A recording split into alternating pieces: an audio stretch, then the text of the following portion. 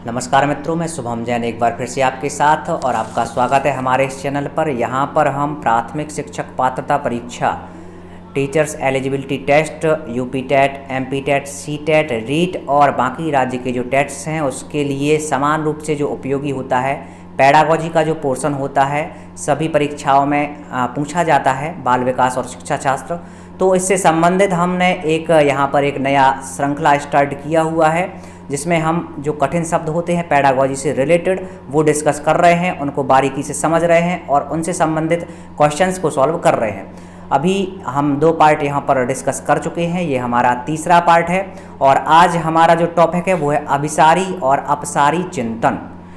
Direct question बन जाते हैं पेडागोजी में अपसारी और अभिसारी चिंतन से, लेकिन इनका अर्थ पता नहीं होने के कारण ये क्वेश्चंस गलत हो जाते हैं।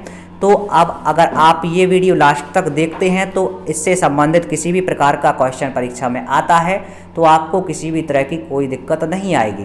पहले हम यहाँ पर कॉन्सेप्ट को समझेंगे और उसके बाद इससे रिलेटेड क्वेश्चंस को सॉल्व करेंगे। चलिए स्टार्ट करते हैं, अभिसारी और अपसारी चिंतन। तो सबसे पहले अपसारी और अभिसारी चिंतन से संबंधित जो विचार है वो किसने प्रस्तुत किया था? गिलफोर्ड ने। और कब प्रस्तुत किया था? 1956 यानी कि 1956 में इन्होंने ये विचार प्रस्तुत किया था। सबसे पहले हम बात करेंगे अपसारी चिंतन की। अपसारी चिंतन, डाइवर्जेंट थिंकिंग।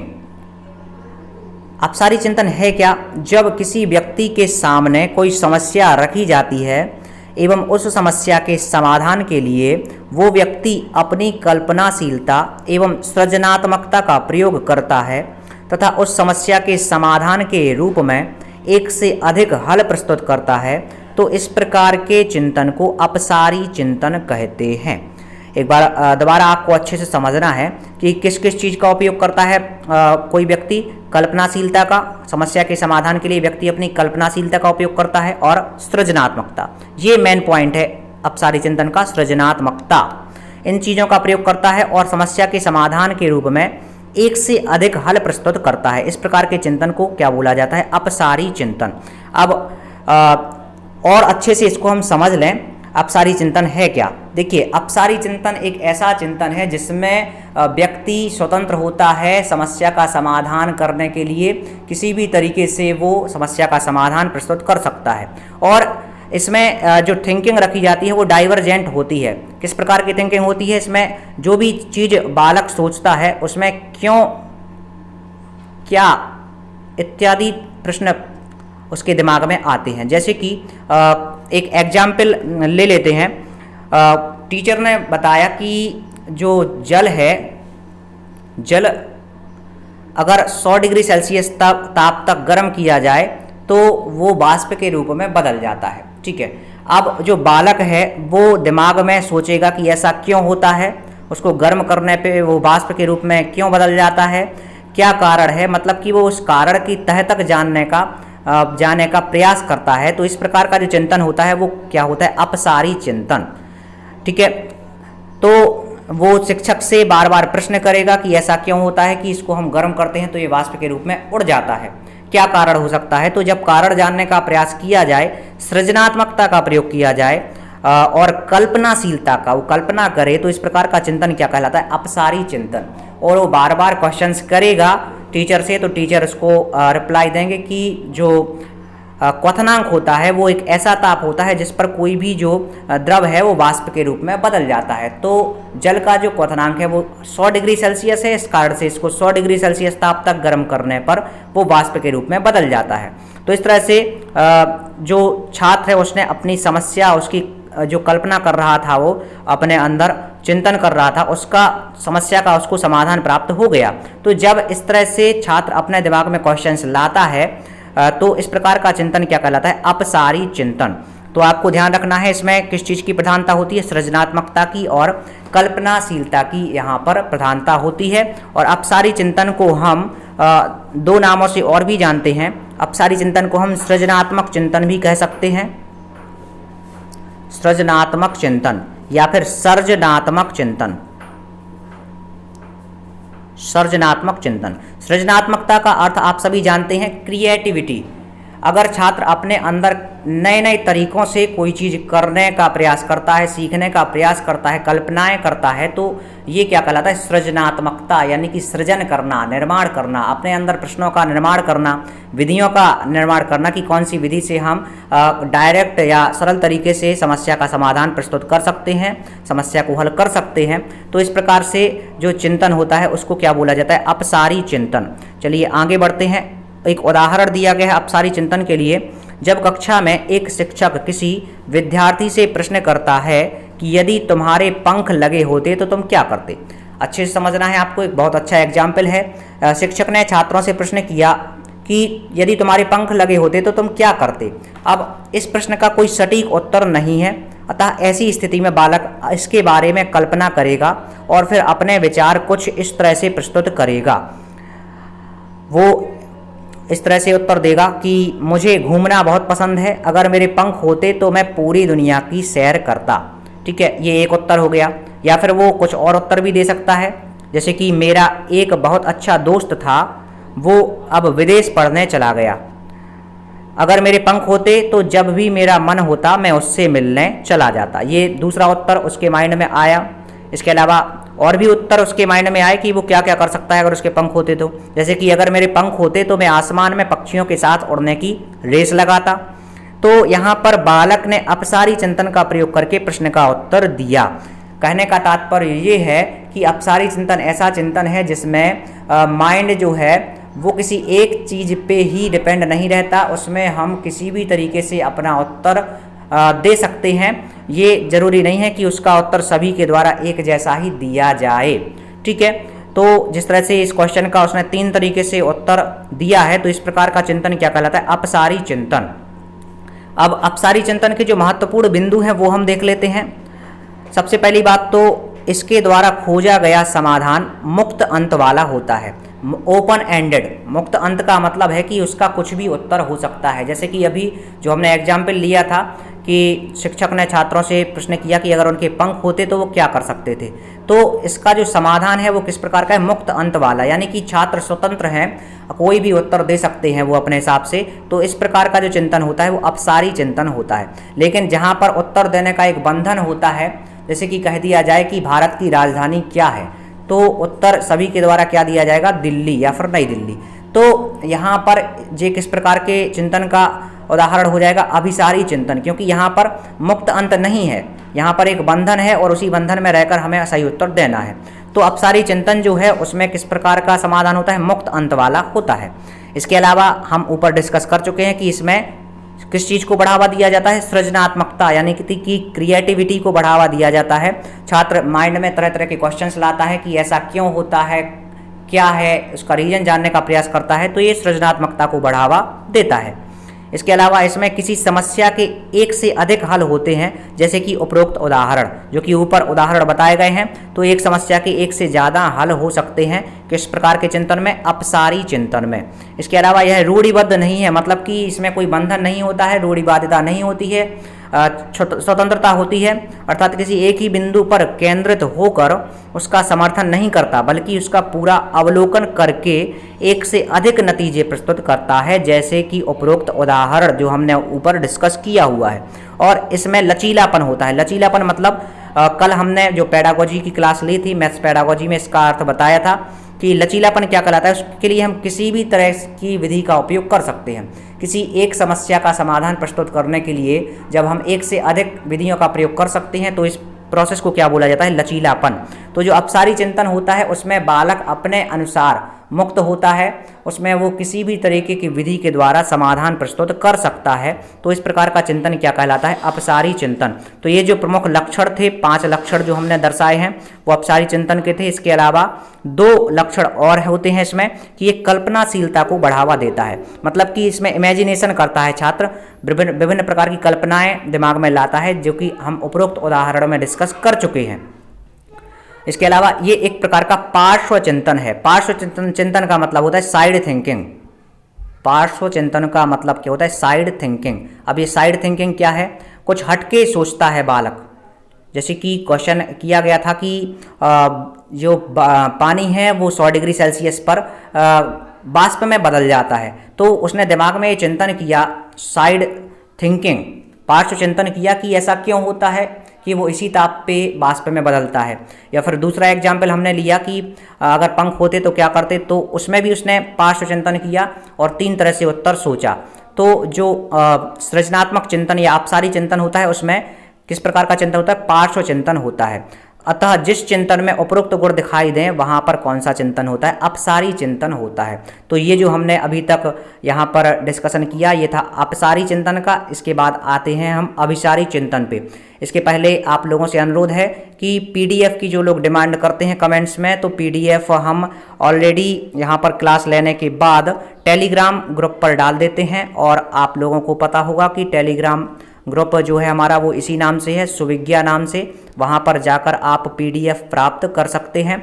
और इसके अलावा फेसबुक पे हमारा एक पेज है MPTET 2020 वर्ग 3। इससे आप खुद जुड़ें और अन्य लोगों को भी जोड़ने का प्रयास करें, जिससे कि हम जो मेहनत आप लोगों के साथ कर रहे हैं वो सभी तक पहुँच पाए और सभी लोग इसका लाभ ले सकें। तो ज़्यादा से ज़्यादा शेयर करें, ये बहुत अच्छी चीज़ें हैं जो कि बहुत काम आने वाली हैं आपके लिए। तो आप ज़्यादा से ज़्यादा शेयर करें चीज़ों को, जिससे कि सभी तक ये पहुंच पाए। आगे आते हैं अभिसारी चिंतन पे। अभिसारी चिंतन, कॉन्वर्जेंट थिंकिंग। तो ये क्या है अभिसारी चिंतन? ये अपसारी चिंतन का जस्ट अपोजिट है। अपसारी चिंतन में बालक किसी भी विधि से समस्या का हल प्राप्त कर सकता है और वो सोचने के लिए स्वतंत्र होता है। उसका जो समस्या का समाधान होता है वो मुक्त अंत वाला होता है और सृजनात्मकता का उसमें समावेश होता है, कल्पनाशीलता का समावेश होता है। जबकि अगर हम बात करें अभिसारी चिंतन की तो इसमें एक प्रकार का बंधन होता है, मतलब हमें एक ही विधि के द्वारा उत्तर देना पड़ता है। वहाँ जो प्रश्न होता है वो मुक्त अंत वाला नहीं होता है, सृजनात्मकता का इसमें अभाव होता है। तो जब ये चीज़ें अगर हमें कहीं देखने को मिलती हैं तो वो किस प्रकार का चिंतन होता है, अभिसारी चिंतन। इसमें समस्या एक ही बिंदु पर केंद्रित होती है तथा समस्या का एक ही हल होता है। जैसे कि अभी यहाँ पर उदाहरण दिया गया है कि जब शिक्षक बालक से प्रश्न करता है कि बताओ उत्तर प्रदेश की राजधानी क्या है, तो यहाँ पर ये जो समस्या है वो एक ही बिंदु पर केंद्रित है और इस समस्या का एक ही हल है। और उसका हल क्या है, लखनऊ। उत्तर प्रदेश की राजधानी लखनऊ है। चाहे एक बालक से ये क्वेश्चन पूछा जाए चाहे 10 से, ऐसा नहीं है कि अगर हम 10 बालकों से क्वेश्चन पूछें तो उनके लिए अलग अलग 10 उत्तर हों, सभी का उत्तर क्या होगा, लखनऊ ही होगा। तो इस प्रकार का उत्तर एक ही बिंदु पर केंद्रित है कि उत्तर प्रदेश की राजधानी लखनऊ ही है, कोई और नहीं। अतः यहाँ पर बालक अभिसारी चिंतन का प्रयोग कर प्रश्न का उत्तर देता है। तो आप समझ गए हों कि अभिसारी चिंतन क्या है। अब आगे इसके भी हम महत्वपूर्ण बिंदु जो हैं, मेन पॉइंट्स हैं, लक्षण हैं, वो देख लेते हैं। इसके द्वारा खोजा गया समाधान बंद अंत वाला होता है, क्लोज्ड एंडेड। जैसे कि अभी हमने उदाहरण डिस्कस किया हुआ है कि उत्तर प्रदेश की राजधानी क्या है, लखनऊ। तो ये बंद अंत वाला क्वेश्चन है और इसका समाधान बंद अंत वाला है, क्योंकि यहाँ पर सभी के द्वारा उत्तर एक समान ही दिया जाना है, अपने अनुसार छात्र उत्तर नहीं दे सकते हैं। इसके आगे, ये बुद्धि को बढ़ावा देता है या बुद्धि से संबंधित है।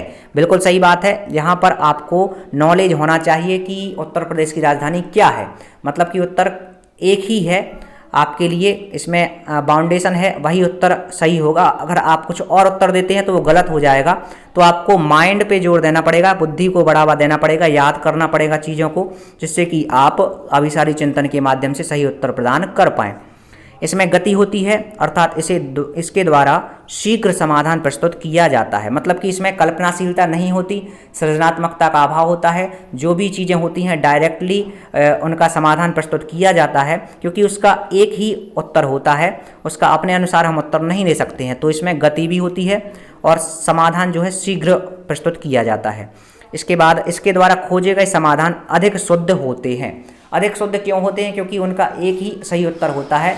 अगर कोई दूसरा उत्तर दिया जाता है तो वो क्या होता है, गलत। तो अगर सही उत्तर दिया जाता है तो वो परिणाम कैसा होगा, शुद्ध होगा। तो इस कारण से इस चिंतन के द्वारा जो खोजे गए परिणाम होते हैं वो कैसे होते हैं, अधिक शुद्ध होते हैं। इसके बाद यह तथ्यों पर आधारित होता है। तथ्य मतलब कि फैक्टर्स, विभिन्न प्रकार के जो नॉलेज हैं उनका समावेश होता है इसमें। और वो चीज़ें किस पर आधारित होती है, तथ्यों पर। जैसे कि अभी अभी जो हमने क्वेश्चन किया था कि उत्तर प्रदेश की राजधानी लखनऊ है, तो ये एक प्रकार का तथ्य पर आधारित प्रश्न है। अगर आपको इस तथ्य का कारण पता है कि उत्तर प्रदेश की राजधानी लखनऊ ही है, तो आपका उत्तर सही होगा, वरना क्या हो जाएगा, गलत। यानी कि तथ्यों पर आधारित प्रश्न होते हैं इसमें, और ज़्यादा प्रतिष्ठित है, ये ज़्यादा प्रतिष्ठित होता है। इसके अलावा ये एक प्रकार का रैखिक चिंतन है। रैखिक चिंतन क्यों है? क्योंकि इसमें हम अपने अनुसार उत्तर नहीं दे सकते हैं, हमें एक रेखा के माध्यम से एक मार्गी प्रक्रिया है, ये एक रैखिक मार्गी प्रक्रिया है जिसमें आपका एक ही उत्तर होगा। इस कारण से इस प्रकार का चिंतन क्या कहलाता है? रैखिक चिंतन कहलाता है। इसके अलावा आपको कुछ चीज़ें और याद रखना है अभिसारी और अपसारी चिंतन में। अपसारी चिंतन जो है वो किस प्रकार के विद्यार्थियों में पाया जाता है? अपसारी चिंतन, अपसारी चिंतन जो है वो सृजनात्मक बालकों में पाया जाता है। किस प्रकार के बालकों में? सृजनात्मक, क्रिएटिव माइंड वाले होते हैं, उन बालकों में इस प्रकार का चिंतन पाया जाता है। ठीक है ना, सृजनात्मक बालक होते हैं। तो सृजनात्मक बालक कौन कहलाते हैं? जिनके माइंड में कोई ना कोई चीज़ चलती रहती है, वो अपनी समस्या का समाधान प्रस्तुत करने के लिए विभिन्न प्रकार की कल्पनाएं करते हैं। ये जरूरी नहीं है कि सृजनात्मक बालक है तो वो प्रतिभाशाली हो। देखिए यहाँ पर दो चीज़ें आपको बारीकी से समझना है कि प्रतिभाशाली बालक और सृजनात्मक बालक। तो प्रतिभाशाली बालक वो कहलाता है जो एक बार में कोई चीज़ सीख लेता है और रट लेता है और उसको याद कर लेता है। वो कौन होता है? प्रतिभाशाली। मतलब कि उसका जो IQ लेवल होता है वो बहुत ज़्यादा होता है और वो चीज़ों को अपने माइंड में सेट कर लेता है। लेकिन सृजनात्मक बालक वो होता है जो भले ही प्रतिभाशाली ना हो, वो चीज़ों को एक बार में ना सीख पाए, लेकिन उसके अंदर सृजनात्मक क्षमता होती है और उस सृजनात्मक क्षमता के माध्यम से वो चीज़ों को बार बार अपने दिमाग में कल्पना करता है कि इसका हल हम दूसरे तरीके से भी प्राप्त कर सकते हैं। जैसे कि आपके आस पड़ोस में या फिर आपके नगर में, शहर में बहुत से ऐसे लोग हैं जो प्रतिभाशाली नहीं हैं, लेकिन वो बहुत सी चीज़ें रिपेयर कर लेते हैं, इंजीनियरिंग का काम भी कर लेते हैं, भले ही वो पढ़े लिखे नहीं हैं, इलेक्ट्रिसिटी का काम कर लेते हैं। तो इस प्रकार के जो लोग हैं वो सृजनात्मकता के अंतर्गत आने वाले लोग हैं, सृजनात्मक व्यक्ति हैं। भले ही वो प्रतिभाशाली नहीं हैं, लेकिन सृजनात्मकता का उनमें समावेश है, जिस कारण से वो इस तरह की चीज़ें कर पाते हैं बिना पढ़े लिखे। तो अपसारी चिंतन जो होता है वो किस प्रकार के बालकों में पाया जाता है? सृजनात्मक बालकों में। प्रतिभाशाली बालकों में भी हो सकता है, लेकिन मोस्टली किन में पाया जाता है? सृजनात्मक बालक में, क्योंकि ये वो बालक होते हैं जो बार बार दिमाग में प्रश्न लाते हैं, क्यों, ऐसा क्यों, क्या कारण हो सकता है। तो इस तरह के जो क्वेश्चन से दिमाग में लाते हैं वो क्या कहलाता है? सृजनात्मकता। और सृजनात्मक बालक के अंदर ये चीज़ें अपसारी चिंतन के माध्यम से समाहित होती हैं। अब हम बात कर लेते हैं अभिसारी चिंतन की। तो अभिसारी चिंतन जो होता है किस प्रकार के बालकों में पाया जाता है? अभिसारी चिंतन जो होता है वो पाया जाता है प्रतिभाशाली बालकों में। कितने? प्रतिभाशाली बालकों में। क्योंकि अभिसारी चिंतन जो होता है उसमें किसी भी क्वेश्चन का एक ही उत्तर होता है और वो उत्तर अगर सही पता है तो आप सही हैं, वरना गलत हैं। तो प्रतिभाशाली छात्र जो होते हैं वो ऐसे छात्र होते हैं जिनके माइंड में कोई चीज़ अगर एक बार फिट हो जाए तो उसको वो अधिक समय तक अपने अंदर समाहित रखे रहते हैं और उनका उत्तर उन्हें अधिक समय तक याद रहता है।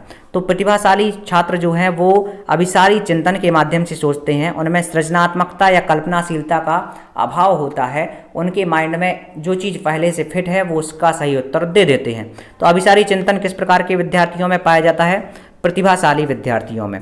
इसके अलावा आप लोगों ने शिक्षण विधियां पढ़ी हुई हैं, आगमन विधि और निगमन विधि। आगमन और निगमन, तो यहाँ पर अगर हम बात करें तो अपसारी चिंतन आगमन विधि के अंतर्गत आती है। ये आपको अच्छे से याद रखना है। अपसारी चिंतन मतलब आगमन विधि और अभिसारी चिंतन का मतलब होता है निगमन विधि। ऐसा क्यों? आगमन विधि वो कहलाती है जिसमें हम उदाहरणों के माध्यम से, ज्ञात चीज़ों के माध्यम से हम नियम की ओर पहुँचते हैं, निष्कर्ष की ओर पहुँचते हैं, विशिष्ट से सामान्य की ओर पहुँचते हैं। उदाहरण से कहाँ की ओर पहुँचते हैं? नियम की ओर। या ज्ञात से कहाँ की ओर पहुँचते हैं? अज्ञात की ओर। तो अपसारी चिंतन वाला जो बालक होता है वो सृजनात्मक होता है, वो चीज़ों को, उदाहरणों को देखता है, जो चीज़ ज्ञात हैं उनके माध्यम से सीखता है और तथ्यों पर पहुँचता है, निष्कर्षों पर पहुँचता है। तो अपसारी चिंतन मतलब कि आगमनात्मक पक्ष, आगमन विधि।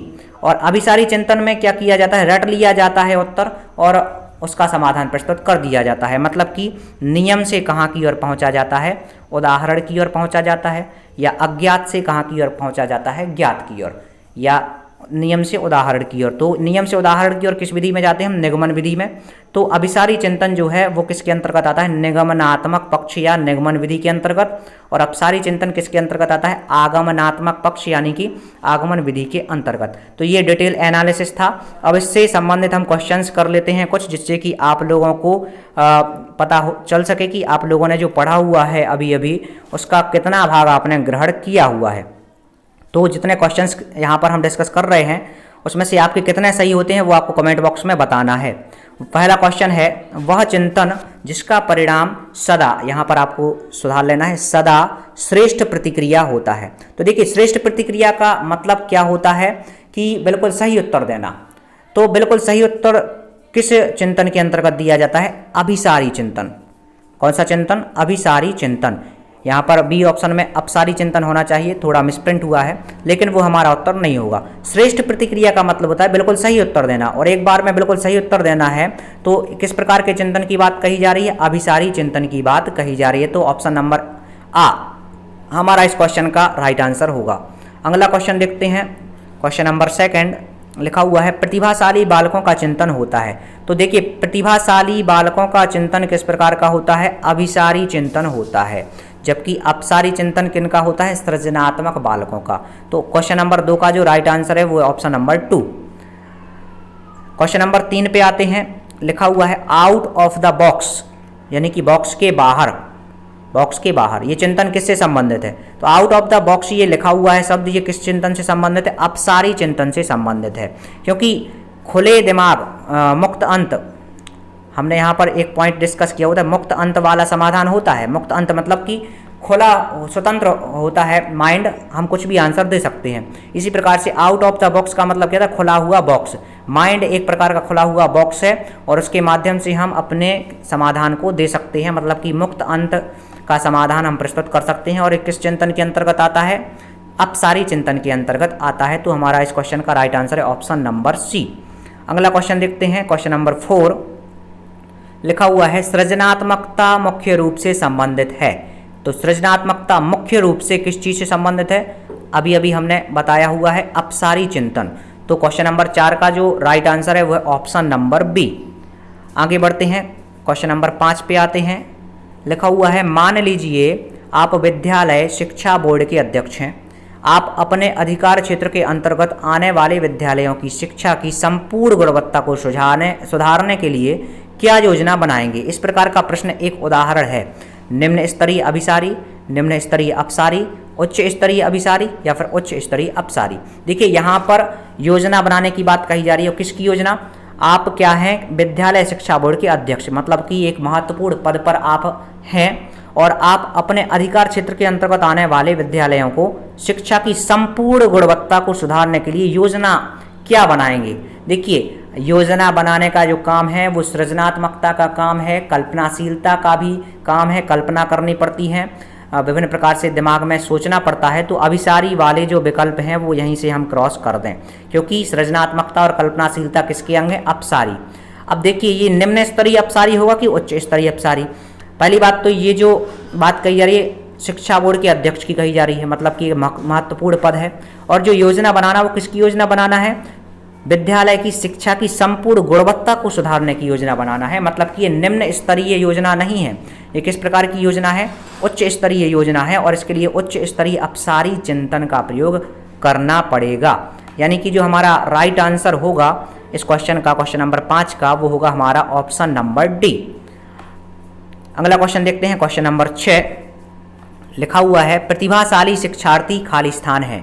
देखिए प्रतिभाशाली शिक्षार्थी जो होते हैं अभिसारी चिंतन के अंतर्गत आते हैं। तो इस क्वेश्चन का हमारा राइट आंसर है ऑप्शन नंबर 1। अगला क्वेश्चन देखते हैं, क्वेश्चन नंबर 7 लिखा हुआ है, यदि राम से कहा जाए कि 10 में से 4 घटाने पर क्या उत्तर आएगा? राम इस समस्या को हल करने के लिए चिंतन का सहारा लेगा। वो किस प्रकार के चिंतन का सहारा लेगा? तो यहाँ पर अपसारी चिंतन का वो सहारा लेगा। वो किसी भी तरीके से घटा सकता है, 10 में से डायरेक्टली भी 4 को घटा सकता है, या फिर वो 10 में से पहले 5 को घटा दे तो 5 बचेगा। अब चूंकि 5 घटाया है और घटाना कितना था 4, तो उसमें से एक और कम कर देगा तो कितना आएगा 4। मतलब कि वो स्वतंत्र है, किसी भी तरीके से किसी भी विधि के माध्यम से वो घटा सकता है। तो यहाँ पर कौन सा चिंतन होगा? अपसारी चिंतन होगा। क्वेश्चन नंबर 8 पे आते हैं। लिखा हुआ है निगमनात्मक चिंतन है। अभी अभी हमने आगमनात्मक और निगमनात्मक चिंतन की बात कही थी। तो निगमनात्मक जो चिंतन है वो किस प्रकार का चिंतन है? अभिसारी चिंतन है। इस क्वेश्चन का हमारा राइट आंसर है ऑप्शन नंबर फर्स्ट। अगला क्वेश्चन देख लेते हैं। क्वेश्चन नंबर 9 लिखा हुआ है जिस चिंतन में व्यक्ति किसी नवीन विचार का प्रतिपादन करता है उसे कहा जाता है। देखिए, नवीन विचार का प्रतिपादन करना यानी कि उदाहरण से नियम की ओर पहुंचना, यानी कि ज्ञात से अज्ञात की ओर पहुंचना, नवीन विचार दिमाग में लाना और उसका प्रतिपादन करना अपसारी चिंतन के अंतर्गत आएगा। और अपसारी चिंतन का एक दूसरा नाम है सर्जनात्मक चिंतन या सृजनात्मक चिंतन। यानी कि इस क्वेश्चन का जो हमारा राइट आंसर होगा वो option number D. Question number 10 पे आते हैं। लिखा हुआ है जिस चिंतन में मौलिकता, लचीलापन और प्रवाहिता पर अधिक बल डाला जाता है उसे कहा जाता है। तो यहाँ पर अभी अभी हमने महत्वपूर्ण बिंदु पढ़े हुए थे अपसारी और अभिसारी चिंतन के। तो मौलिकता और लचीलापन और प्रवाहिता ये तीनों चीज़ें किसके अंतर्गत आती हैं?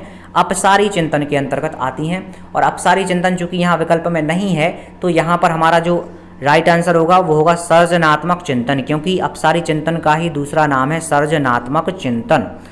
क्वेश्चन नंबर 11 लिखा हुआ है जिस चिंतन में समस्या समाधान के लिए दिए गए तथ्यों के आधार पर किसी निश्चित निष्कर्ष पर पहुंचने की कोशिश की जाती है उसे कहा जाता है।